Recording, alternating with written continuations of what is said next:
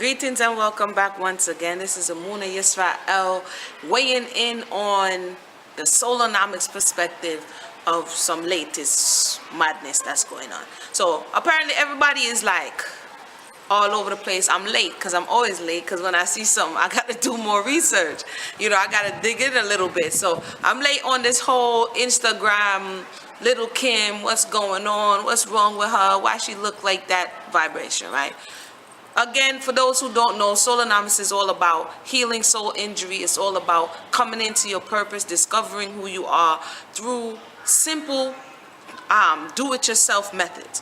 And so I wanted to learn a little bit. It's been years. I haven't listened to this stuff from, for over 20 years now. I really don't get down like that. So I had to go back and listen to when she first started, listen to some old interviews. I watched Driven Behind the Music, and hear family members telling the story of Little Kim when she was still brown, right? So basically they go into speaking about her family, the fact that her father was in the military, her father and mother had a troubled relationship. They came a point where they're divorced. She had an option, she chose to go. Why is this all important? Because again, whatever trauma happened in her mind, this is what we're seeing only years later. Like, this didn't just begin. So most people is not going to really do this. They say, oh, what are you trying to psychoanalyze? No, if we do this, if we learn to do this, if we learn to do it for ourselves first, then we'll have more understanding and we'll have less useless vain chatter, right? And so apparently she sustained a soul injury earlier on in life. Long story short, she chose to go with her mother. Her mother had it rough. She ended up losing the child. She had to go back when she was a teenager. She had to go back to the father. This is their report, not mine.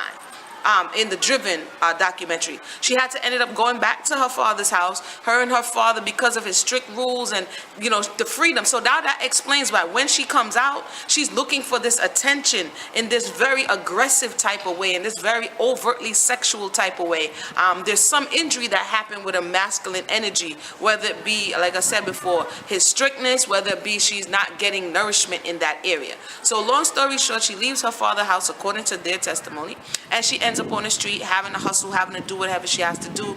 And during that time, her mother was like kind of a fashionista. She loved the thought of attention, all eyes on me. Ever since she was young, she gravitated towards music because she had a cousin who was into music and this, that, and the third. So this is all that goes into the making. This is the formula. This is what goes into what we're seeing now. You understand? According to her, there's some things going around. Actually, no, I saw the interview. It was an old BET interview with Tavis Smiley. As a matter of fact, I'm going to put the links so you can see it for yourself. So it's like, so that we don't just ask the question. If we really want to understand, let's try and understand. So she's talked about having low self-esteem because the way people interact with her, men especially, telling her that she was ugly, things of this nature.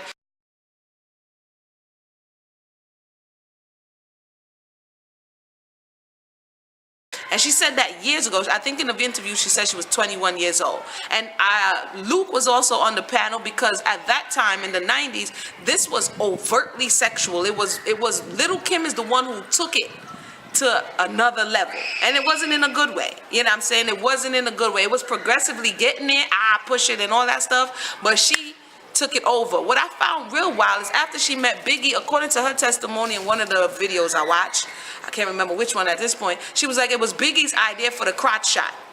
Okay, people are like, what's wrong with Little Kim today? Okay, what was wrong with Little Kim at that point when she thought it was all good to do a crotch shot and have it all around town?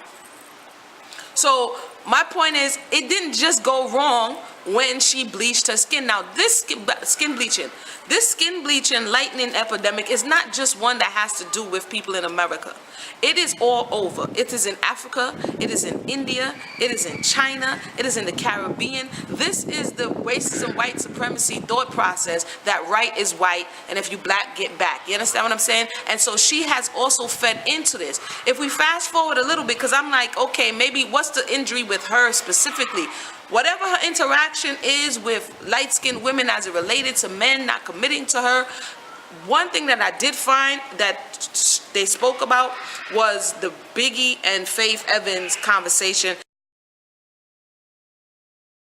For those who are really young, you're probably not going to know what in the world I'm talking about because this was a while ago, okay, like 20 years, going, 20 years now. But Faith Evans enters the scene. She's the ride or die B, which I don't like that terminology, but that's for another show. So Kim is the ride or die B, and all of a sudden this light skin, bright, long hair looking, half Italian, because I heard an interview with Faith Evans, I didn't know that she's half Italian. So again, she comes in, and in 3 weeks, Wallace, Mr. Wallace, Biggie Smalls, marries her. This causes confusion. This causes contention. This is another blow to the ego.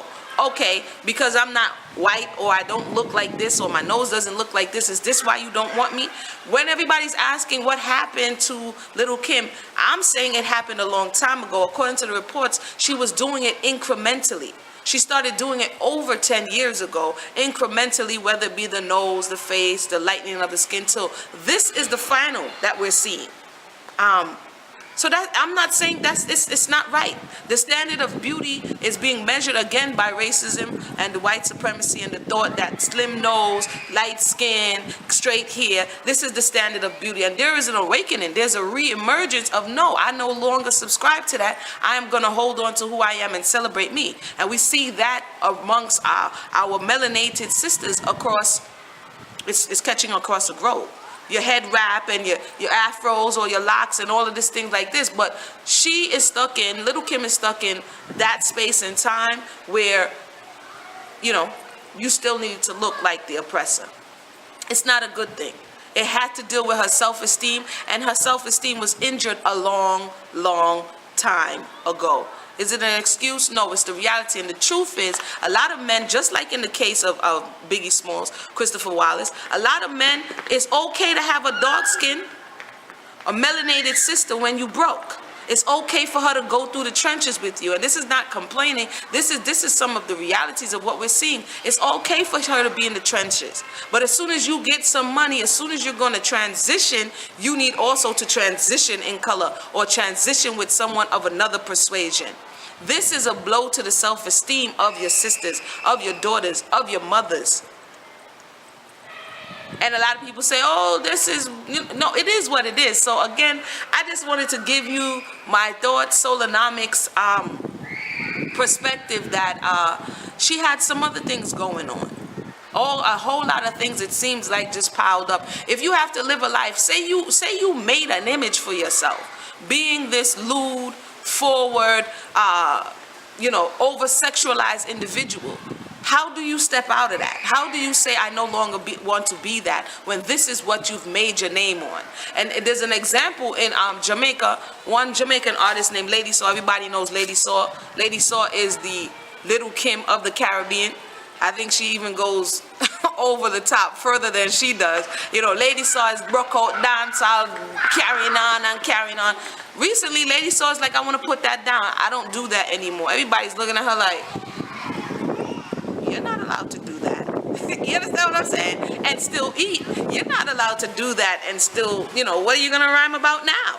So we have to understand that this supersedes the entertainment industry, but is very present in the entertainment industry. It's very dangerous. Some of these skin bleaching things that people are using, it is carcinogenic, cancer-causing, skin eroding type of thing. So it's not only the mind, it's also your body. So definitely stay away from the ambi.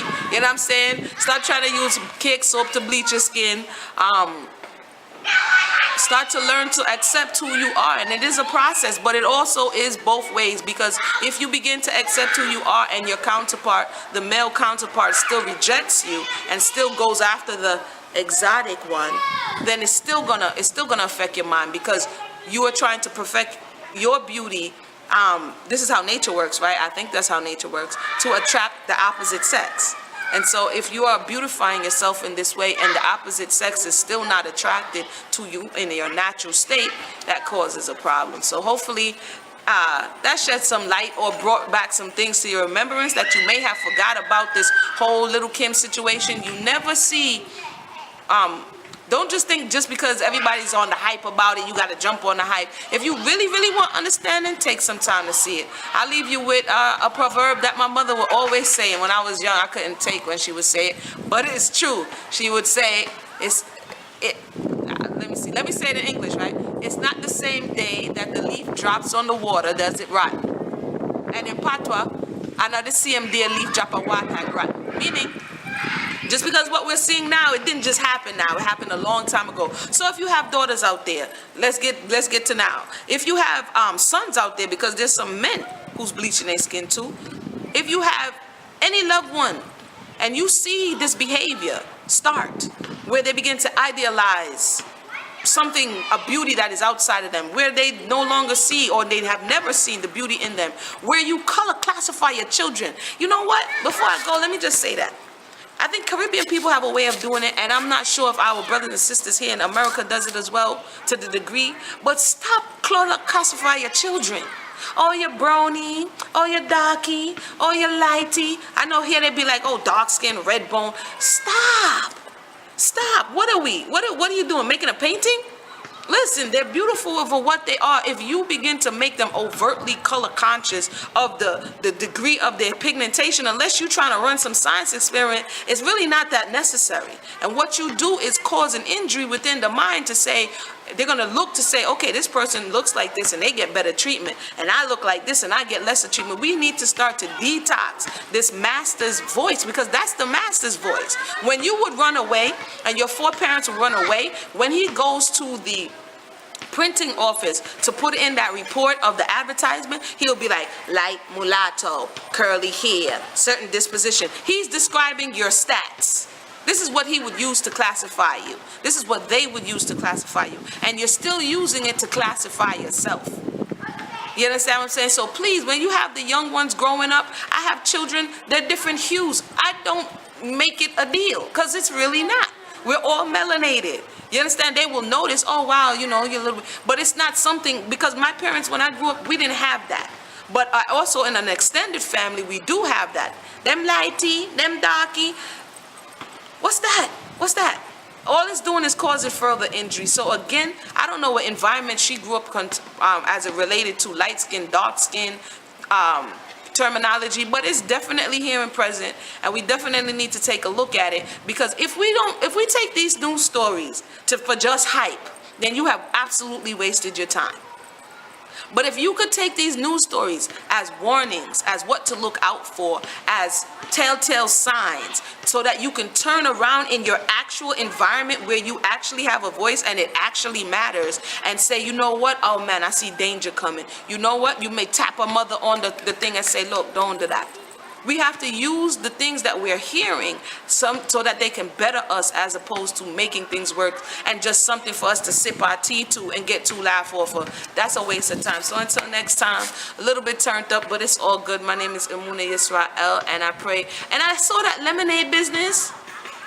That might have to be another video, because, yeah, no skin bleaching. Say no to skin bleaching.